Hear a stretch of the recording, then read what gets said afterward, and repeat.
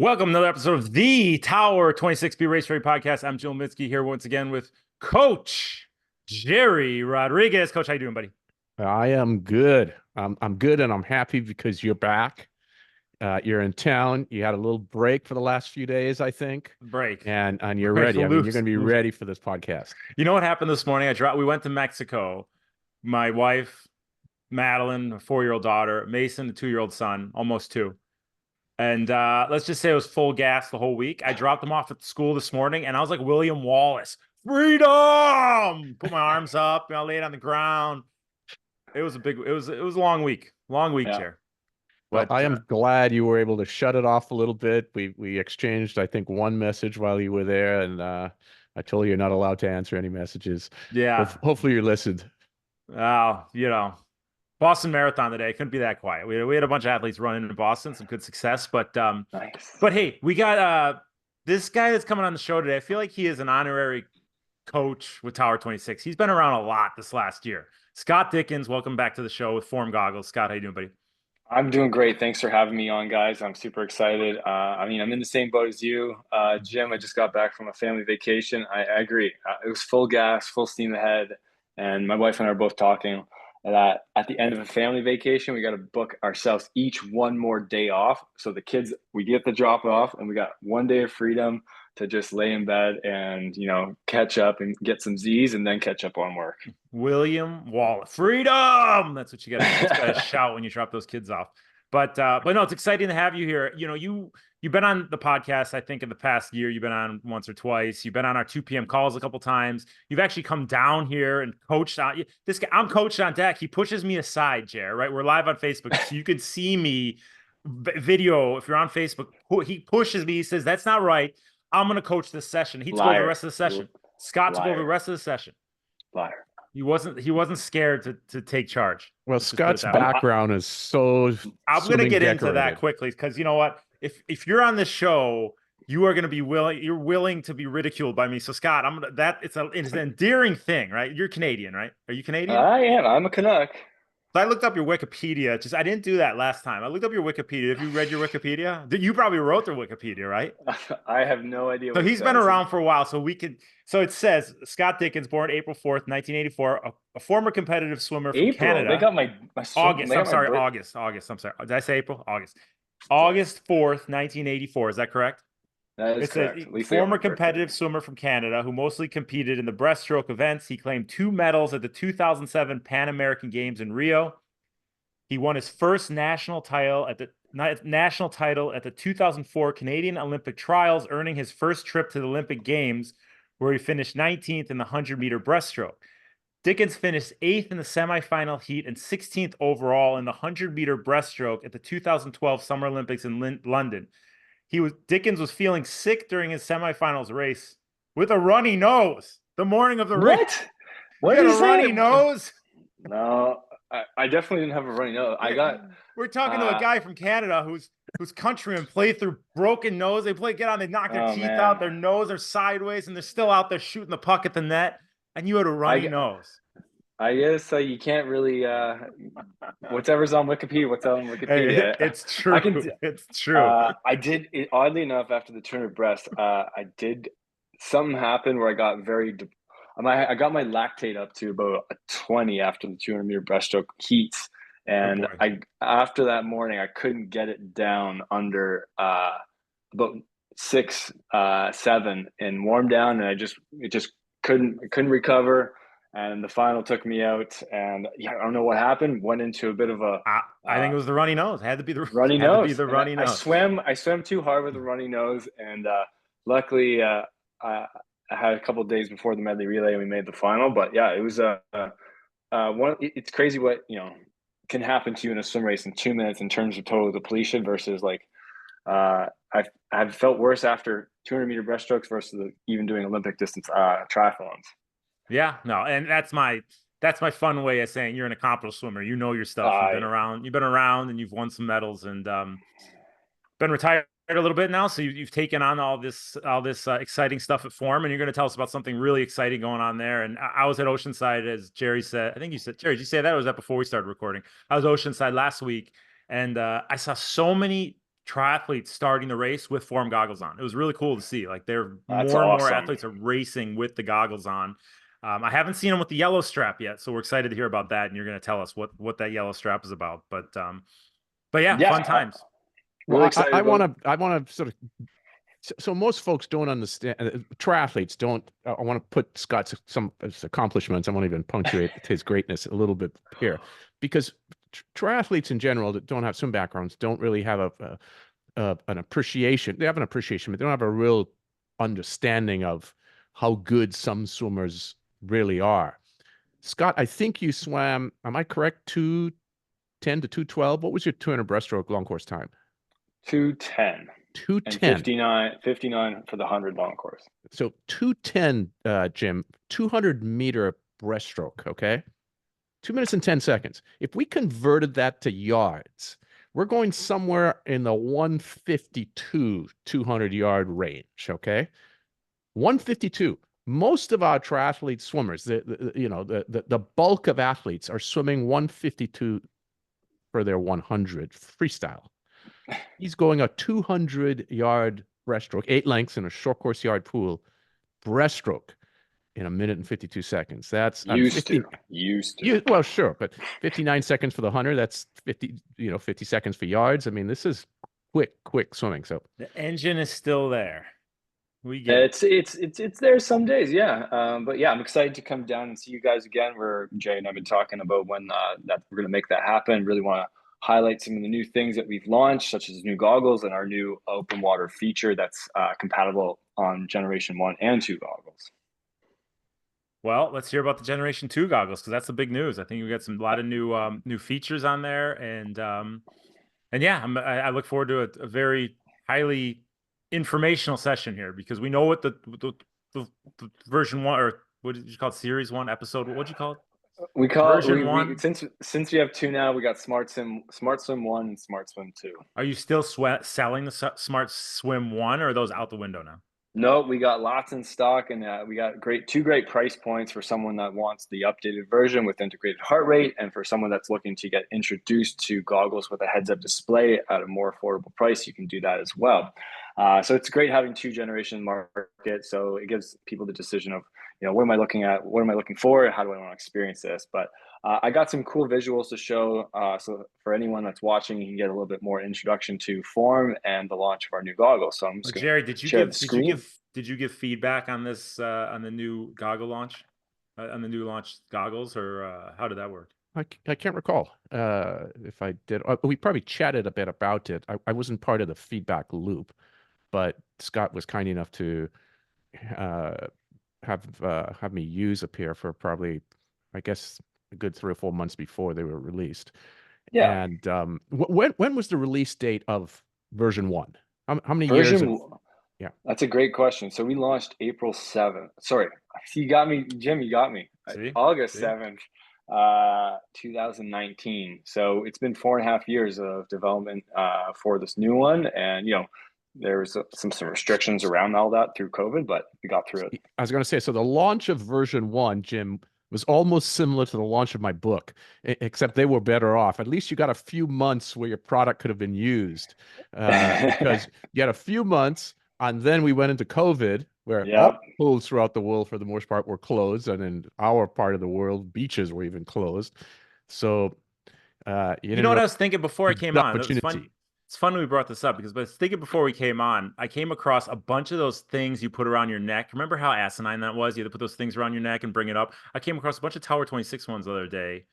Got rid of them, threw them out. I said, this is a new life. It's a new start. Get rid of these damn things. Mask. I was gonna make it a gift for all the guests that come on the podcast. Send them one. What's that thing called? A cooler? What's that neck thing called? Those things that you pull up, the kerchiefs or whatever. Garbage. Get out. Remember, what were we doing? What the hell were we doing? Threw them out. Let's all put our Form goggles on. Get rid of the neck thing. Scott, you're getting one in the mail tomorrow. Nice. I could take it from when I go skiing in Whistler. Okay. All right. So let's get into version 2. Talk about the new features of Form. And actually, I have a guy who used it in Oceanside just text me right now. So that's amazing. So let's talk about it. Yeah, let's talk about it. All right. Let's Okay, you are sharing the screen. But let's do this. Could we do this first, Jim? Scott, before even going to version 2, I think you need to just sort of give for listeners who don't even know what form goggles are on why we have a version 2. What was version 1? What is the differentiator between the form product and goggles that we've had for the last 50 years? Sure. Let me stop sharing for a sec.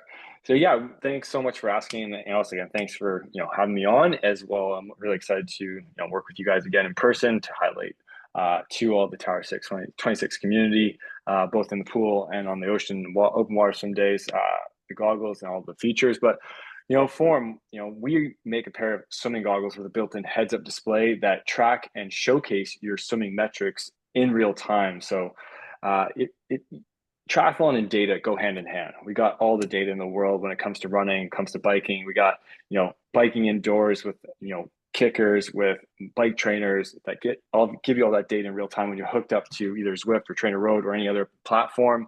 And now you got that. Now you have your power meters, brings even more relevant information. You have your heart rate when you're biking. All of this can be now utilized indoor and outdoor. So you can understand how qualitatively adherence you are to training to your coach's protocol. And when you're running, you got all that information on your watch, whether it's a Garmin, Swan 2, Chorus, Apple, whatnot. But when you run, and when you swim, you're often left guessing if you don't come from that swimming background. Swimming for 23 years plus, you develop a certain feel for the water. You know almost intuitively what your warm-up speed is versus your threshold speed versus your sprint speed, just because of the way the water feels against your body.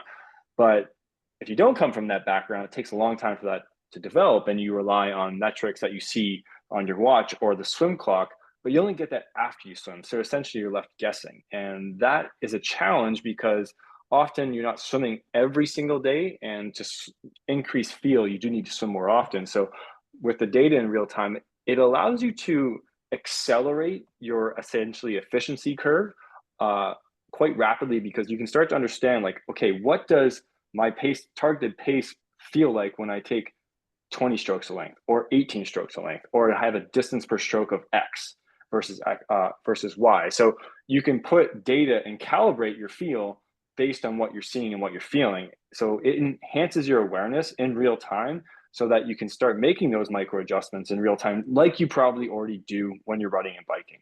And the great thing about the goggles is that we've tried to make it very seamless for the user experience. So the display is, right in the goggle lens. Here's the actual Smart Swim 2 goggles, but both of them have the same display. To the naked eye, you don't know it's there, but we use a technology called augmented reality as well as waveguide. And the way that works is that we have a host of sensors in this technology package. They're recording and displaying this all in real time. We reflect light through the sensors into the lens, and that's what you see. True heads-up display, by definition, it needs to be non-obstructive. Same kind of technology you see in like a fighter pilot helmet. And the cool thing is that you can kind of focus in, focus out. So while it's there, you can kind of see through it, but then you can relax your eye and keep swimming. So it doesn't minimize your ability to see your technique. And you can change the brightness up, change the brightness down, wear it on your left eye or right eye. Actually, when you're in the water, Gerry and Jim could actually probably lend to this, is that, well, if you put the goggles up on land and you see the display, it's like, whoa, that display's right here. But when you're wearing them in water, it's actually about a 5 feet projection in front of you, and it floats with you as you swim. So it's a very unique experience, and that's kind of our secret sauce. We've been excelling at form for the last many years before we even launched the goggles at producing sports eyewear with a heads-up display that's not obstructive. So that's where we're coming from. And since our launch in 2019 with the Smart Swim 1, we've made a number of different features in the goggles and app to enhance the user experience, such as workouts in the goggles, training plans, training peaks integration, custom workouts in the app that you can load to the goggles. We now have Head Coach, which is first of its kind digital coach. And with the launch of the new goggles, we also have a new feature that works both on the first and the second generation. It's a in-goggle digital compass to allow you to swim in a straight line because it's directional heading. So we're going to get more into all of that, but that's a kind of high-level summary of where we started and how we've evolved to be more than just a product, but more of a swim platform where you go to execute swimming. So the net of it is, if I sort of distill down a few minutes into a very short bite size, is that what elite coaches had that they would give to their swimmers after a competition race, right? Mm-hmm. after a competition race. After. Maybe a bit after a workout, but hardly ever. It's usually after a competition race. The distance per stroke, the number of strokes per length, there's splits, all these things that you got infrequently that were only available generally to high level elite swimmers. It's now available to the mere mortal in every single session, every time it's used, and with much more data points and real time. Real time. This is pretty phenomenal, Jim. His eyes tell everything. He's blown away. Jim, you with us? I'm with you. My Facebook got messed up. I'm here. Okay. Did you hear yourself just now? Did you hear yourself just now? Did you hear yourself saying that same thing again just now? No. Oh, I think I'm behind right now. My Zoom is all off. So keep talking. Keep going, Gerry. I'm here. Well, let's so Scott, why don't we roll into your slide? So now that everyone's got an idea of what the product is, and let's talk about the features of the version 2, your new release, which was, I believe, just recently, a couple of weeks ago, right? Two weeks ago tomorrow. So April 2nd, we launched the new goggles, and it's been great. We've been having great exposure. Jim even said he saw a lot of people on the lineup at Oceanside wearing the goggles, and we had a number of people wearing the goggles at Oceanside using the new Swim Straight feature to help them reduce their total swim time to get a faster overall time for their Iron. Well, your demand is high, because one of our members just today was telling me he ordered a pair and he couldn't get it right away because there was a slight backlog already. So which is great, right? Great news. I mean, it's coming quickly in a few days, but there was a slight, which is great. I mean, there's big demand for this. And I've said this to our workouts, to our members. I think this is the greatest product in the last 50 years in swimming. So I know you're gonna go over all the detail, but just a quick information. Can you get the Swim Straight feature, which a lot of our athletes want to hear about, in version 1, or is it only in version 2?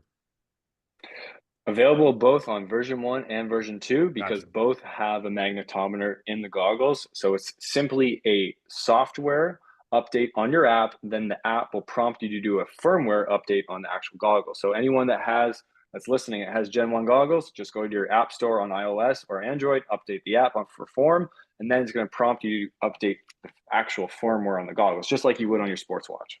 Okay, because then this is great, because I just had another athlete text me while we're talking here, and he was telling me about Oceanside. He says, I couldn't see, I could not see anything out there.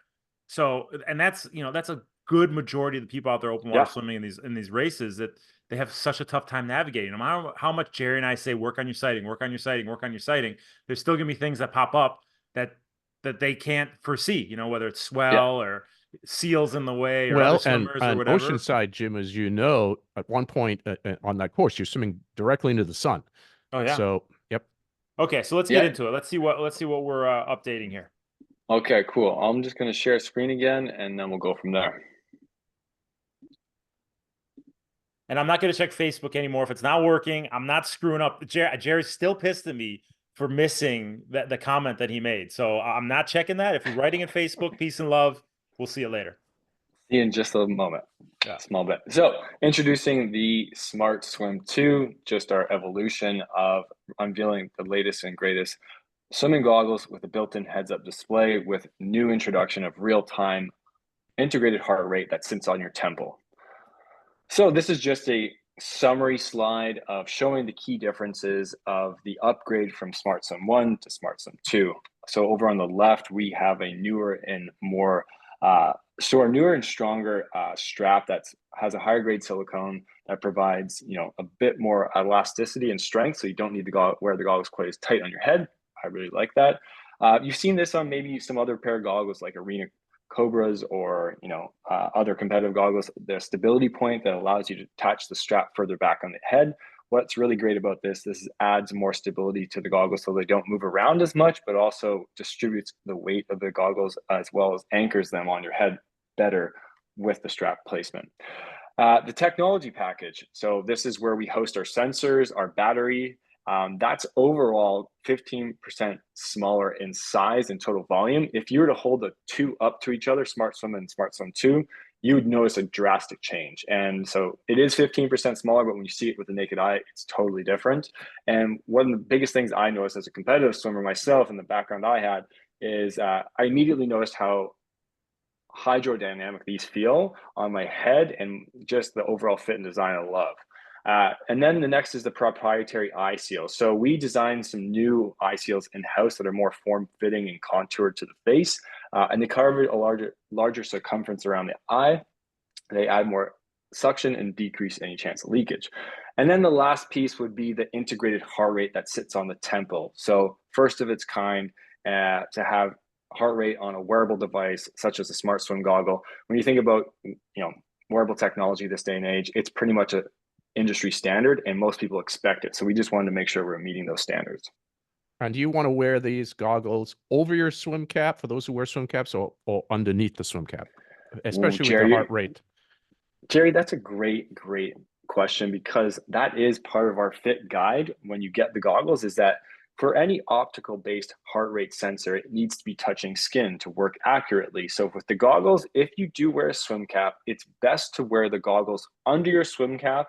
And if you really do want to wear your cap first and then goggles over top, just make sure you leave the piece of skin right where the heart rate sits on your temple, not covered by the swim cap, so you can get that accurate heart rate reading. Yeah, just turn the cap up. Yeah, because we've seen this in workouts, and people go, it's not working. And I go, hey, put the goggles under your swim cap. Yeah, absolutely. But great question. I want to know the swimmer who couldn't figure that out, Gerry. You got to make note of the person who's asking you, I can't see my heart rate. And then you look and the heart rate thing's on top of the swim cap. Well, the first thing I told them to do is open their eyes.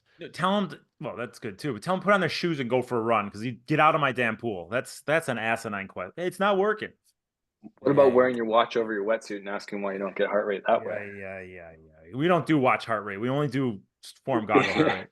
All right. This is just for anyone listening. When you buy the goggles, you purchase the goggles and you get 2 months of our premium membership attached to that. But after that, it's a month-to-month. It's cancelable. You can pause it. You can restart it. But as a customer form, you get essentially core functionality for the rest of your life. And what that means is that when you buy the goggles, you always get the ability to see all those data points and swim metrics in real time, have that data being recorded, have that data be able to be reviewed in the Form app and pushed out to third-party platforms like Training Peaks, Strava, Apple Health. You can use them in pool, open water, and swim spa. They come with, actually, it says 12-hour, it's 14-hour battery life. But just we had a lot of questions like, do I need the membership to use the goggles just to get data in real time? So that question is, and the answer is no. You can always get the data in real time, even if you're not paying the monthly premium membership. And you can customize that data and wear the goggles either on your left or right eye. And where do you find that data? Find it in the Form Swim app. So you download the Form app when you get the goggles, and you create your own profile, and then you can view all that data afterwards. And really unique thing about how we showcase swimming data to you is that we group it based on how you swam your workout. So for example, you did a 400 freestyle, easy to warm up, and then you did a set of 10 100s freestyle, and then 4 200s freestyle after that. We use pattern recognition, and we'll group all that in the app as you swam it. And if you review your results, it looks like we've essentially mapped your workout as it was probably written and given it to you, but we didn't. We're just using machine learning and grouping. One of the things I led you with that question because I really enjoy the app, and I'm an old guy and I don't do a lot of app stuff. So, but the reason I like this app is because I can turn off whatever data I don't want to see. And you can therefore just sort of personalize what you want to see. If you just wanted to see your swim splits and your heart rate, fine. If you wanted your DPS, you can turn on and turn off, which is really tremendous. Yeah, and that leads into this picture, which shows the example of the display. This is actually an example of what you would see if you were doing a guided workout. You loaded a workout to your goggles, or you loaded a workout and imported from your Training Peaks account. But like Gerry was saying, you can customize the data you want to see and the essentially metrics. So if you really are interested in knowing how many strokes you take for a length, you can see that. If you want to know what your essentially RPM is for swimming, which is real-time stroke rate, you can see that while you're swimming. You get your splits at your turns. You can customize the data. You can wear the data screen on your left or right eye. You can increase the brightness, turn down the brightness. It's really same as any other wearable, but it's what's really unique opposed to other wearables that you get in the water is that our experience is very unique because it's automated. So we have an accelerometer, a gyroscope, and a magnetometer in the goggles, and we use machine learning algorithms to train the goggles to understand where we see you push off the wall, where you turn around in the wall, and when you're resting, and what stroke type you're doing. So when you start an interval, let's say it is 200 yards, you don't have to push a button to start that. It automatically detects it and goes from rest to interval. And then when you stop again, Jim, we know this that you is the stopped. best feature. It's one of the best features in the goggles. As you know, as a coach, I have a pet peeve with all the button pushing that goes on in workouts where people lose presence of what they're doing, and it creates a more than enough issues. So I'm glad you guys have this feature.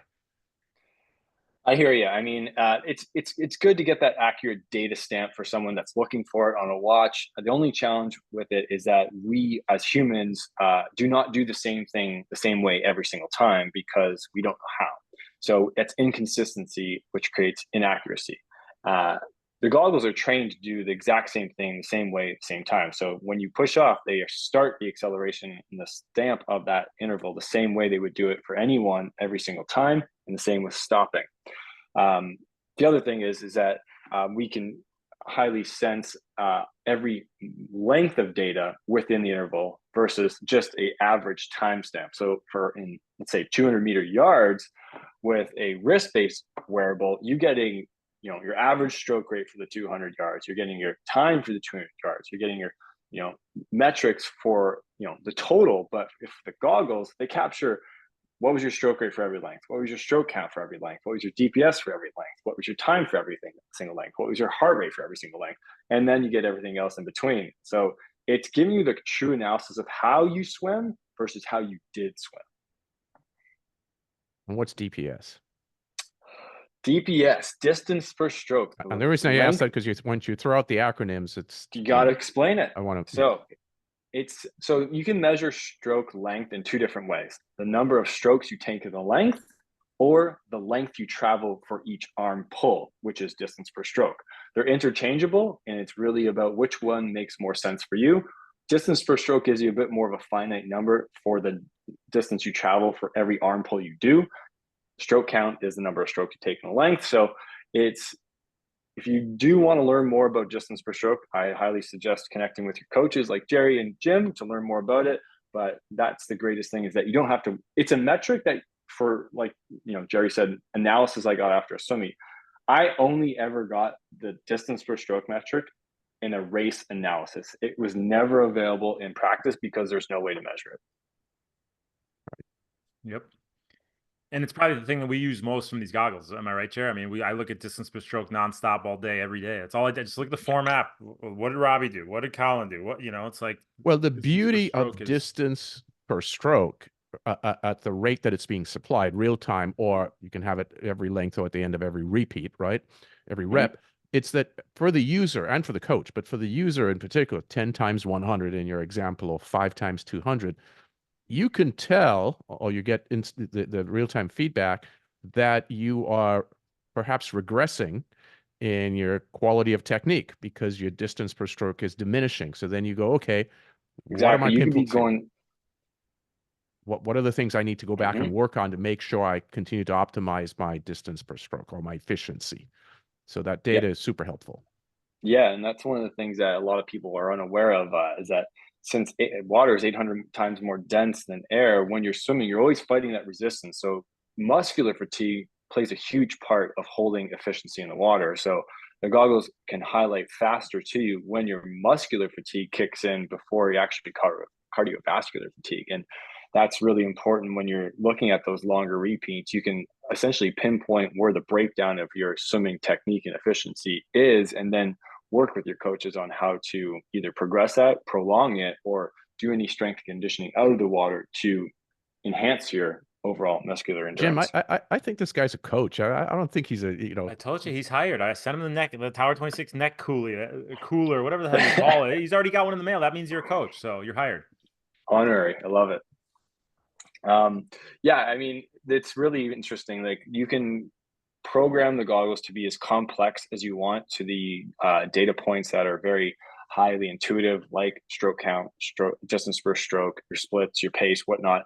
Or you can make it as simplistic as you want. If you're one of those people that really like, I do long repeats, and one of the things I find if I'm doing 800 yards, 1,000 yards, I always lose count. That's a lot of lengths. You can set the goggles to count those interval distances for you, so you never lose count, and also get the splits at every single turn. So it's very simplistic, but gives you a lot of quality information. Now, for some folks who are nearsighted or farsighted, how do you address that issue? And then I know the lenses or the display is interchangeable somewhat. So could you tell us a little bit more on that? So that's a great question. So in this, like this says, you can wear the goggles they're fully symmetrical, meaning you can wear the goggles on left or right eye. They come pre-programmed for the right eye. If you wanted to wear them on your left, you essentially use the app or the goggle settings, you invert the display. You can just switch them around, or on your left eye. So I always say play around with it, because you are more dominant in one eye than the other. So you should wear them on your more dominant eye. The other thing is, if you're nearsighted or farsighted, we've set our focal point to infinity, which means whether you're nearsighted or farsighted, you should be able to clearly focus in on the display when you're wearing them. We do not have prescription in the goggles, mainly because it's one of those things that's really hard to control on a operational basis. So with prescription, you need a lot of different SKUs to meet all the different ranges of, I don't wear glasses, prescription. So one of the things is that one of the things to make that more user-friendly is that's why we created the display with it, focal point of infinity, so that more people can use the goggles than not. Jim, have you run across with any of our athletes issue? Those are because we coach mainly older. When I mean older, not young, let's use a number under 25. Our age range is probably 35 to 60, right? You encountered anyone yet who's had an issue seeing the display? Let me tell you something. My measuring stick is David.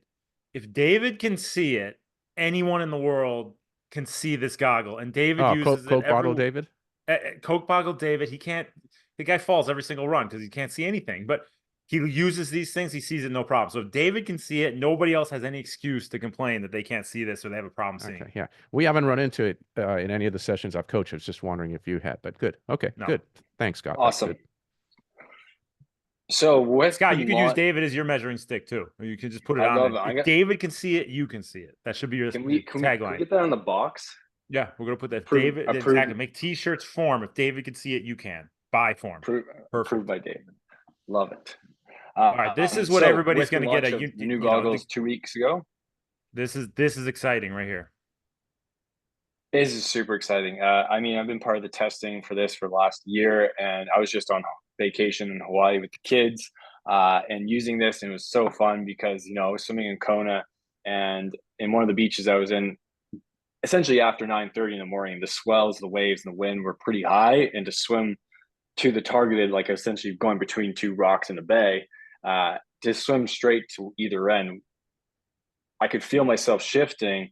But with the launch of our new goggles, we also launched a new swim feature that's compatible with both old generation and new generation, because they both leverage our in-goggle magnetometer that provides a first of its kind in-goggle digital compass that gives you real-time directional heading and bearing. So the example, it really does a great job here. So the way it works, if you were to, for example, one of the things I always like to do is that we all have smartphones this day and age, but we all have a compass on our phone.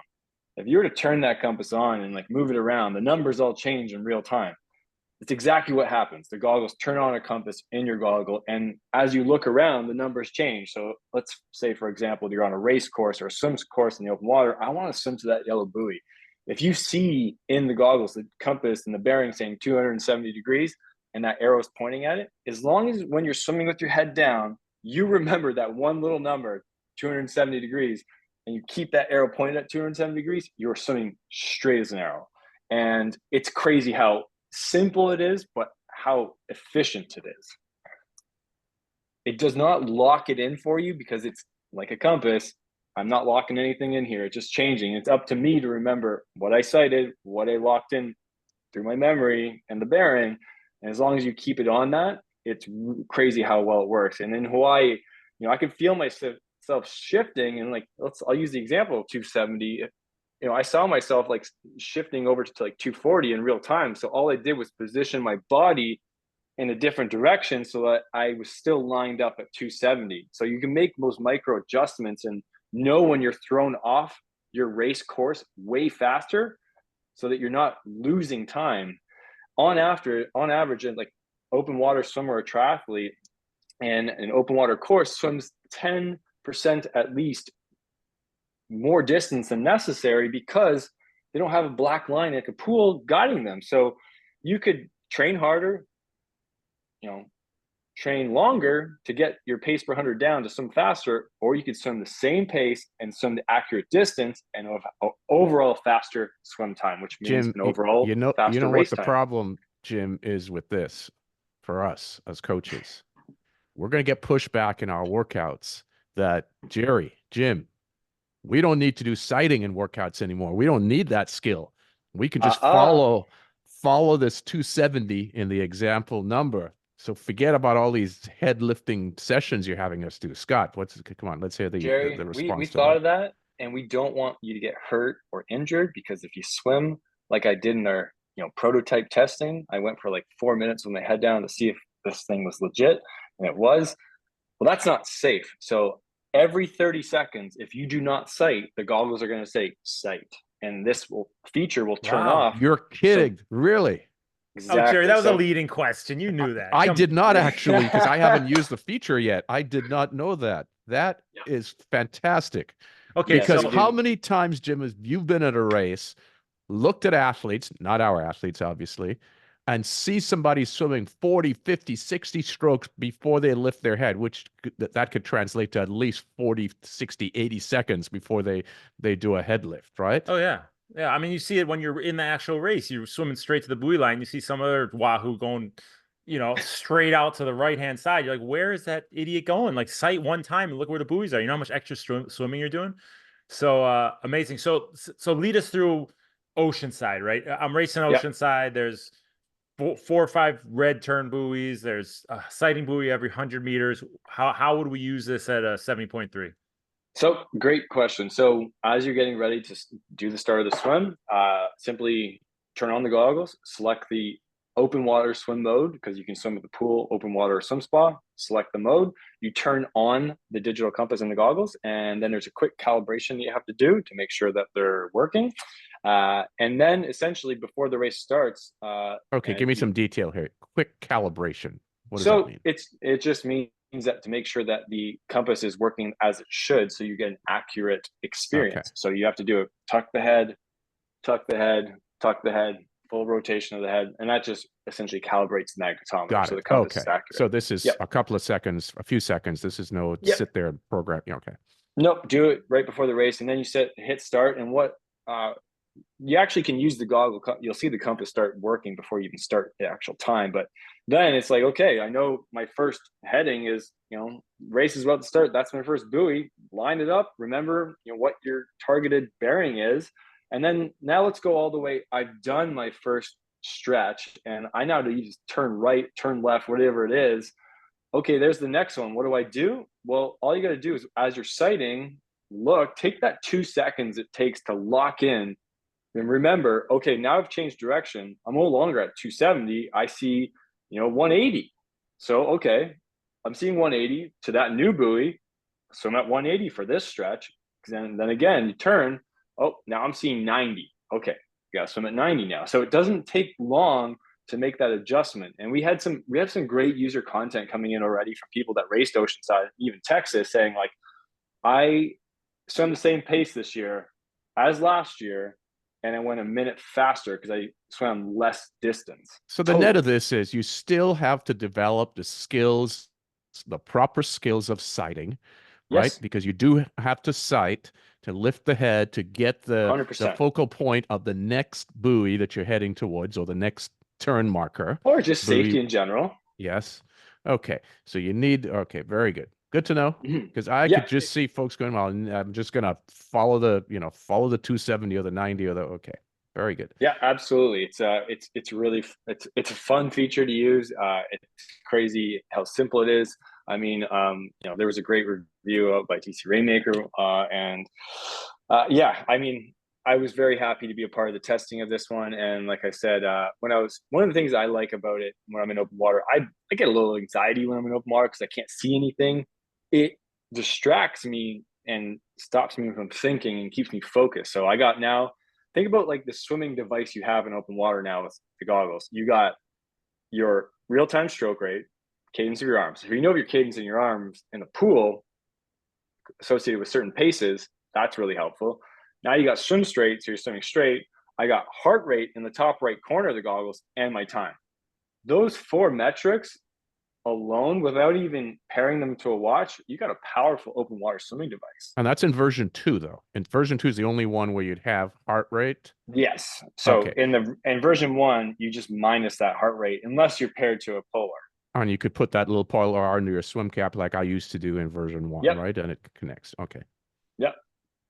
So yeah, it's really exciting. The next slide I'm going to show is one of our user testers. He's done the same open water course 5 times, and then the 5th time he turned on the swim straight feature, and it's really exciting. You can guess which one that 5th time is. Let's see. 5th time. Okay, I think I got it. Jerry, you got it? Well, yeah, pretty easy to tell. Was his 4th one? I don't know which one. I don't know which one was other than the 5th one where you swim straight. I don't know which one's 1, 2, or 3, or 4. Well, the two top left on the top. Yeah, there are 3 on top. Those are not seeing this. There are 3 images on the top, 2 images on the bottom. The top 2 images on the left, the furthest 2.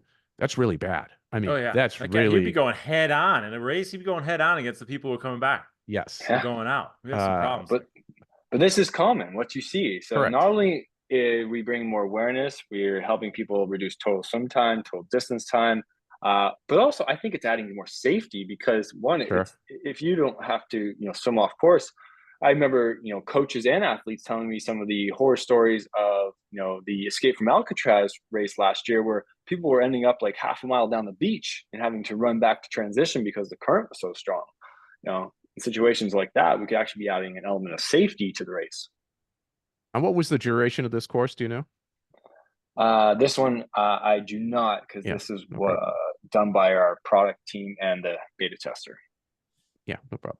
Interesting stuff. All right, is there anything else you want to breeze through on the new features?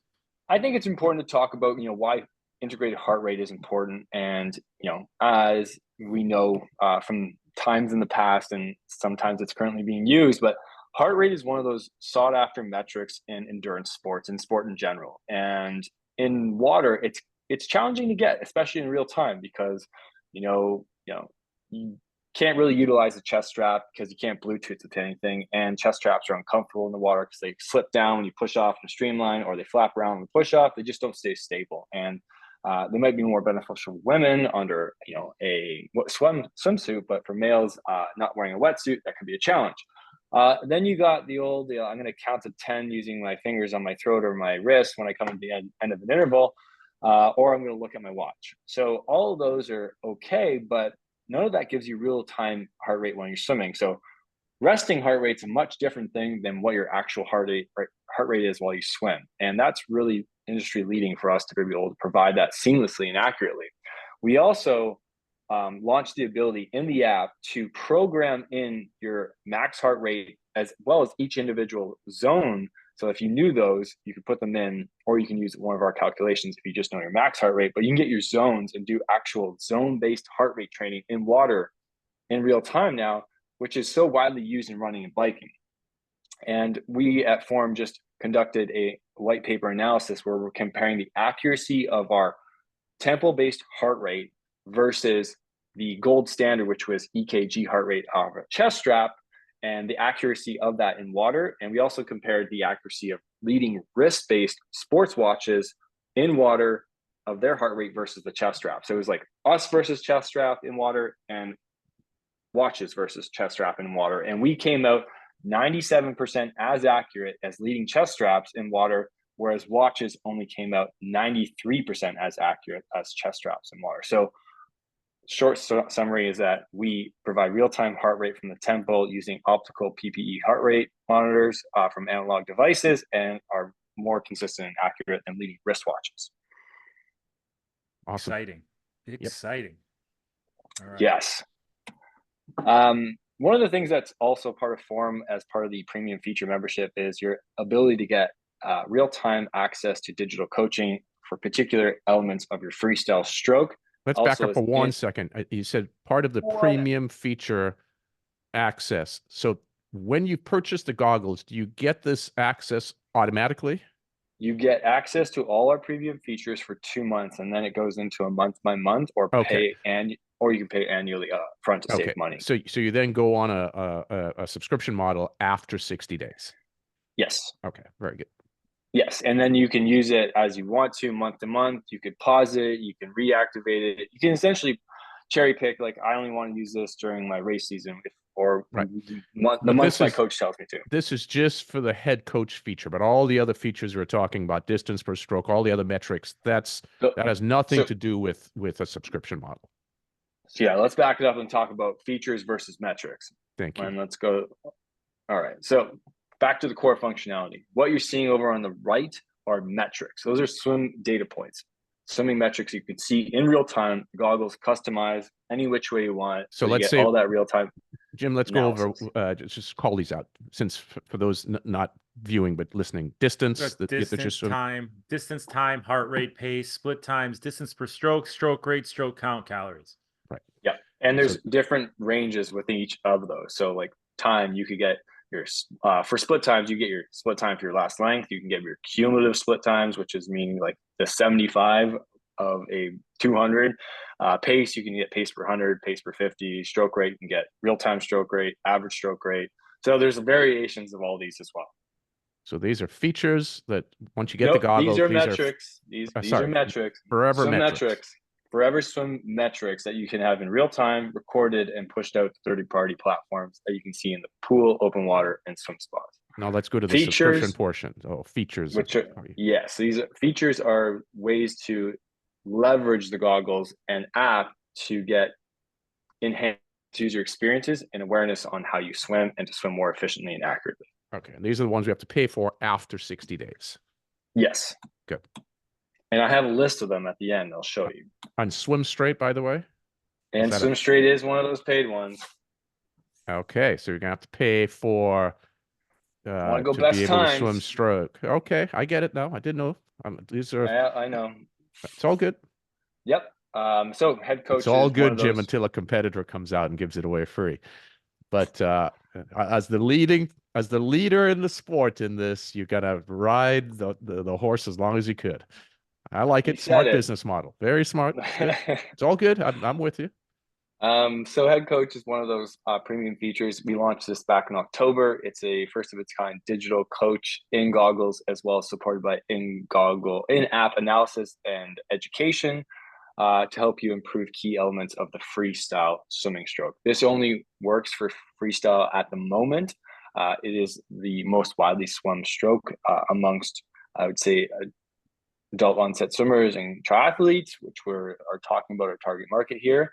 And so the way it kind of works is that we have essentially the simplest way to put it is we have in-goggle gamification. It's like turning on a drill. And you do a drill for a particular moment in time to work on a aspect of your swimming technique. You don't want to do that drill the whole workout, but you're working in isolation and you're working on your feel to enhance it, your technique to pull the water or swim through the water more optimally. That's what Head Coach is. You're using data and gamification for a period of your swim to work on your technique to improve it in real time. And two key areas of that are head pitch. So when you're looking up or down, it's that head movement. And then there's the breathing pattern, peak head roll. I have an example that shows what it looks like to use these modes in real time to make it more sense for anyone that's listening in or watching. Would be related to too much lifting or too much tucking. Would that be correct? Yes. Okay. So you can And then, tuck your chin too much or yep. look up too much. And then head roll is that when you breathe, you can often look to the sky or to the top of the pool ceiling too high, or even not, breathe with your mouth coming out of the water enough, which means you're probably not breathing at all. And maybe too long, I would presume, sort of the lingering Yes. breather. Okay. And that's one of the analysis points is time to neutral. So time to neutral measures how long it takes you to take a breath. So you can do something that's too slow or even too fast. So let me just peel the onion just for a second. I don't want to get too complicated Yes. with this. And Jim, I know we have a timeline here that we're on. Mm-hmm. So I'm being mindful to that. This data, though, okay, so you have an output, or you have a whatever the fancy word is today. You have an algo that's giving, or whatever the right terminology is. That's We're showing you a score of 100 for all these different things. You're giving a score that's based on some input that you guys put in. Yeah. So the audience that we're talking to here, triathletes, let's remove our elite pro athletes for a moment, and even those that are the top 5 to 8 swimmers coming out of the water in their age groups. Okay, just they're coming out of the water. Those guys, they may come out of the water in the top 5 or 8, but they end up last in the race. But those swimmers, the ones who are doing really well, let's remove that audience and now talk about the bulk of folks with no swim background. And they turn this feature on. And from my coaching experience, I'm 41 years into this, most folks are swimming at a cadence rate of around 50 strokes a minute. Okay. And as they become more developed, they go up to 55, 56, 60, 64. And as you well know, as we get into super elite swimming, we're up into the 80s, 90s, 100s, and even 120, 130 for sprinters, right? But at 50 strokes a minute, which means you're going to have you have this much slower cadence rate. So therefore, when you turn to breathe, the duration of time also turning to capture your breath and put your head back down, because everything now is reduced relative to a good swimmer. What is the data input for this? The score that you're getting back is based upon whose data? Who has what is what has been used to program this? Because if somebody's super slow and has a super slow cadence, you're going to get a low score, I would think. So the scores are based on 0 to 100 of you being able to get into the optimal ranges. Let's use the head pitch. So there is a range that would be optimal for your head position to be in. No, let's not use head pitch. No, because okay, you want to use pick. Let's use the breathing pattern then. We got to use the breathing one, because head pitch, that has nothing to do with speed. Yeah. Okay. It has a little bit to do with speed, but let's use the breathing pattern. The breathing pattern one is based on swimming data from ranges of swimmers that are, ones that come from a swimming background, all the ones that don't come from a background of swimming at all are fully introductory. And what we look at are the optimal ranges from the average, so that if you can get within those optimal ranges based on data science through historical swimming data, then you're increasing the likelihood of you improving your technique. Because even if you look all the way to the sky, there are areas for opportunity where you can bring that down slightly to increase your score. And we're not talking about, increasing it to 100. We're talking about getting it into a more optimal range to allow you to get back to your optimal body position quicker. Because if you're lifting your head up too high, whether it takes you, 1 second or 10 seconds, you're getting out of that more optimal streamlined body position. That's really let me reframe the question now that you've given some foundation. The optimal range, and I'm looking at your image here that you have up in the screen, and I'm seeing sort of yellow, orangey, which is bad. Then it goes to yellow, light yellow, then a darker yellow, and then into a light green, and all the way to a brilliant green at the end, which represents 100% or optimal performance of turning your head and putting it back to neutral. What is in this example that we're talking about, the turning to breathe, what is the range of what you consider good? Is there a number? What is that number? Well, because I know your optimal score is 100. That's perfection. What is the range?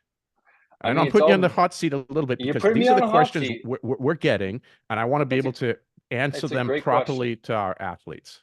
So first and foremost, it's everyone's going to start at a certain point, and then you're using that as an individual starting point to see an incremental improvement. So, 100%, you're right, is the best you can get, but everyone's different. And I would say 100%, 100 out of 100 for one person might be an 80 out of 100 for another, because everyone has different body mechanics and stroke patterns of how they pull the water. So they all have to work in unison. So we're not saying a score, everyone needs to be at a score of 100. So an optimal would probably be, if you're looking at the pattern, this is the graph for the peak head roll on the screen, you see head pitch.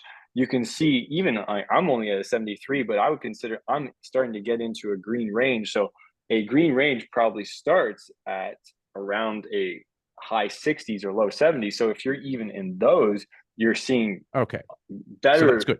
So in pattern. Normal test scoring, Jim, when you and I went to school and we both got a 65 on a test, we were told that we failed. We got a D, right? And now we're actually getting sort of A minus, right? The cool thing is we could have made this out of 5, and that would have changed everything you just said. So we chose a range of numbers to go with, and we could have made this out of like 267, but we chose something that was a little bit more easier to understand. Good. Okay, I understand now. This is So this is also going to be a learning opportunity for coaches with athletes, helping them navigate through this, because a person that's maybe a 40 cadence rate is going to be in that yellow range, okay? Meaning that the lower score of probably 15 to or 0 to 20. And what we're looking for them is to make marginal improvements. So ultimately, if they got to a 40, a 30 to a 40 on your score range of 100, this is pretty exceptional for them. Yeah, so and at the end of the relative day, benefits. All you're looking for is marginal gains. And if you look at the sport as a whole, we're talking about triathlon right now. What discipline of the 3 do most people that you guys see in general have the most incremental marginal gains to gain? Is it swim, bike, or run? Well, technically it's swimming, but exactly time-wise, it's on the bike because of the length of the 100% agree. But if you're looking at how much you can get out of real-time data for the cost you have, and versus you could go buy a new wheel for 10 grand. You could buy all these other gadgets and you're already pretty good at that. But you need the most help at swimming. This is going to provide someone that needs help with swimming the most fastest avenue to see incremental marginal gains, because of the enhanced, whether we're talking about head coach or not, it's the data and how you associate that, how you swim. You're going to see consistency incremental gains faster because of just knowing your data, same way you do on your running bike. Okay. So in this scoring system that you guys came up with for this example of turning the length of time, the duration of time to turn to breathe and put the head back to neutral position, this 0 to 100, you did use people that were swimming 3 minutes per 100. We used a very big range. Okay. Like all the way up to that. And that's because all our data that we have on, it's got to be perfect millions of lengths. We have people that are pace per 100 of 1 minute yards. Then we have people that are all the way at 5 minutes. So we have to take, but the nice thing is we have all this historical data from all these different users. So we can create a unique feature that is applicable to everyone because it is using data in real time to calibrate. I would love to peel the onion back with your group, with your technology team, or whatever the right terminology is that you use, to learn what are the ranges for athletes that are using this that are at 40 to 50 cadence rates, 50 to 60 cadence, because you're getting their cadence too. So I'd be interested in seeing, based on not changing anything you have, just what their scores are. And it would give me a better understanding of how to respond when an athlete asks me, well, my score is 42. Is that good or not? Because most folks are going to think 42 is not good because the optimal score or the maximum score is 100, but it may be very good at a 52 stroke rate, right? It's kind of like FTP. Everyone starts somewhere. You shouldn't compare it to someone else because it's individual and personalized to you, and it's a starting point, and you're going to see swings in that throughout the training cycles because you might be going into taper, you might be coming off a race, you got fatigue, you got accumulation of load. Yeah, I mean, the good thing just in general, it's everything, the features and metrics, it gives you tangible numbers to see it. We've all filmed somebody and they say, oh my God, I look like garbage. Like, why didn't you tell me I look so bad? Right. It's like you think you look one way and then you see yourself and you're like, oh, but with this, after every single session, you can see, okay, what was my distance per stroke? What was my head pitch number? What was my roll number? What was my time to neutral, which me and you had a good discussion on the pool deck about, Scott. Like, you can see all these tangible numbers. That's just, if you're dialed into it, and yeah, there's a coach on deck, but you also have to be dialed into what you're specifically doing session after session after session, trying to improve that number. Like you said, you're going to make improvements, but you got to be dialed into it and know that, hey, I gotta work on this. I got to work on this and work on this. And what these goggles are doing is putting right in front of you. Say, hey, you got to work on this. Like, don't turn a blind eye to it, because it's right here. Your form went from 61 to 52. It means you're not working on it. So Yeah, I mean, it's and Gerry, if you want to have a deeper discussion, my colleague, his name's Brian. He's our head of our coaching science. That's part of our data science team. He was very much a part of helping create all these different ranges. He's 3-time Olympic swimmer, has a bachelor's in data science as well, but he would be a fantastic person to talk to, and even has a guest as well. Yeah, I appreciate that. interesting Thanks. stuff. All right, what else we got? Anything else you want to breeze on? One thing, the Training Peaks integration, if you do have workouts that are in text form or in the Swim Builder and Training Peaks, you can seamlessly load those over to your Form goggles by linking your Training Peaks account to your Form app. And this is just a quick video. It shows how a text workout can be magically created into a form structure workout. And that's first of its kind. Because a lot of coaches send workouts through text description in Training Peaks versus their Swim Builder, and we were able to create a text parser that converts it from text to a workout, and it's very unique. I still don't know how our team did it. Jim, Yeah, we I got don't to start understand either. uploading some Tau 26 workouts Well, people into take there. their subscription plan workouts, they write them on their own, they write them in Training Peaks, and they do them on their workout in the goggle. So they're already doing that. So it's crazy. Fun stuff. And you asked about what do you get in those 2 months of that 60 days when you buy the goggles. These are all those premium features that you have access to, and you can always then do a monthly plan, which is $15 a month, or a yearly, pay up front and save upwards of 45%. But let's get back to the discussion. Could you back up to that other screen, if you don't mind, please, just so Jim can read those off, the paid features, so we know. So the paid features versus the metrics. Yeah. Are, and I'm gonna for easier understanding, because we're creating words that are, I like to try to simplify things. So I want to say non-paid versus paid. So on the paid features, you've got Jim, you got the head coach, form score, swim straight, Training Peaks integration, 1,500 plus workouts with instructions in your goggles, 45 plus training plans, and the workout builder where you can create your own workouts. All right, so you got a good, what is that? 1, 2, 3, 4, 5, 6, 7 items that the paid. And that's just what's today. We're always consistently adding more. Gotcha. Okay. Beautiful. A lot of good stuff there. A lot of good info, and like I said, it's tangible numbers that you need to pay attention to in order to become a better swimmer. But it's stuff you don't realize until it's right in front of you, and you take it in, and you can make those improvements. Things are going to change. So absolutely, and we have so many things in our fingertips in this day and age, and it's not saying that everyone in the world needs to wear form goggles, but for those that are looking for an enhanced swim experience, enhanced awareness. I am not paid by you guys. Jim's not paid by you guys. I think everybody in the world should be wearing these form goggles. So this is the best tool that's been made available to the swim market since I've been swimming, and it's now 55 years I've been swimming. So outstanding. Right. So if people want to buy a pair right now after this show, where should they go? How should they do it? You can go to formswim.com, and we have. Oh, you gotta be a little more. You got to go to formswim.com. Formswim.com is where you get your form goggles, version 2. Jim, I wish I had that same energy you do. It's just it's. You want to see energy? Okay, let me back up. You watch Hot Ones with Conan? Go watch Hot Ones with Conan, because before he went on, I go, Conan, you need to bring your energy to Hot Ones.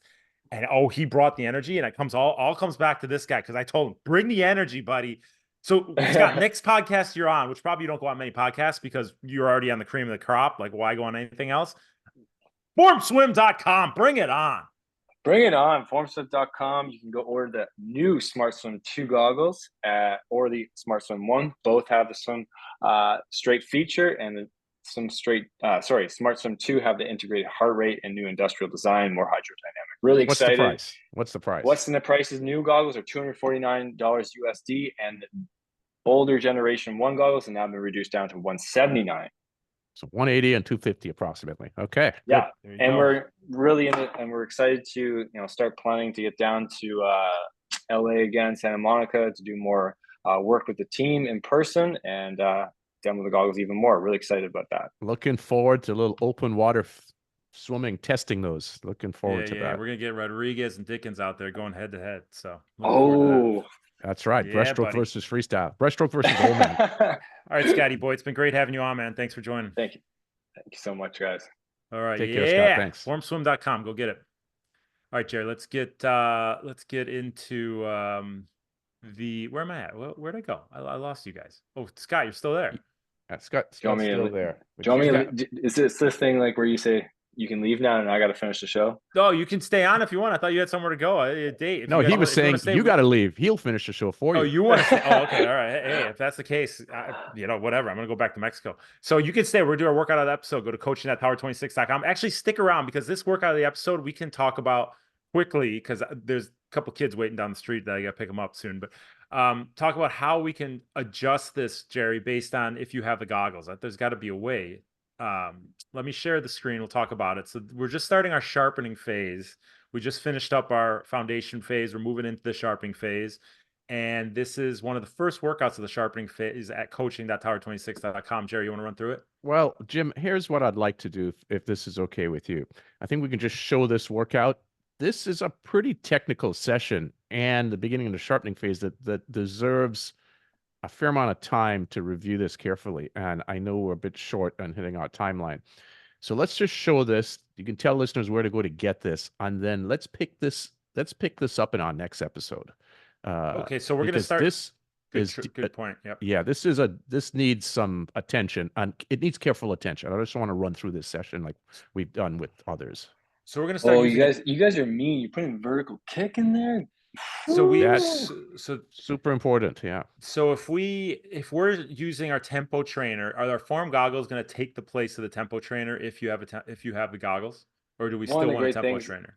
I mean, it's up to you. I mean, I'm speaking of a person maybe, but I love the goggles for seeing my real-time stroke rate, which shows me exactly my tempo versus trying to match it to a beat. I just think it's, I'm not going to try and ride my bike to a beat versus seeing my RPM. Yeah, and I'm going to give the counter to that. And I appreciate what you're saying. And again, we don't work or get paid by Finis, because that's the tempo trainer that we use. I do love the tempo trainer though. But I have found with the form goggle, I like to use the tempo trainer because I need to be coaxed up, because I'm one of those guys with super low cadence, and I need to be coaxed up in cadence. So it helps me having a fixed, moving up the cadence and getting to the beep. And then once I've honed in on it, I take it out of the swim cap. So, but Jim, let's, because there's a lot going on in this session. Okay, so go to coaching.tower26.com, get in on the sharpening phase. And even if you haven't been through the foundational phase, we will get you into the level that is suitable for you. And you will jump right into where we are in our season-long progression. So coaching.tower26.com. We're going to skip the question of the episode. We are way over on our time because Scott had so much great info. Gerry, anything else from you? No, this is a great session. I want to keep you fantastic. On we can just talk for hours here. Hours, but you have to go change your Wikipedia. I don't want to hear his runny nose. I want to hear you got punched in the face. I'm really embarrassed that it's on there because I did not know about that. That's one of your buddies screwing with you. He had a runny nose. So someone's for sure screwing. Win. Yep, exactly. So, Gerry, anything else from you? Are you good? Do you have a Wikipedia page, Jim? I should have one. Scott's gonna go fill one out right now. I'm gonna go make one up for sure. Next time he's on, we're gonna read it, and that'll be interesting. So, best podcast announcer of all time. So you're gonna be complimentary. That's fine. Okay, but a lot of good stuff. Remember, guys, go to formswim.com, get your goggles, and start swimming straighter. Now, Gerry, I asked 3 times. Anything else from you? Are you good? Hey, thanks a lot. Appreciate Scott coming on, Jim. As always, really appreciate you running these shows. You do a good job. Yeah, great. All right, guys. For Gerry Rodriguez, Dickens, this is Jim Binsky, the Tower 26B Racer Podcast. Thanks for listening, everybody.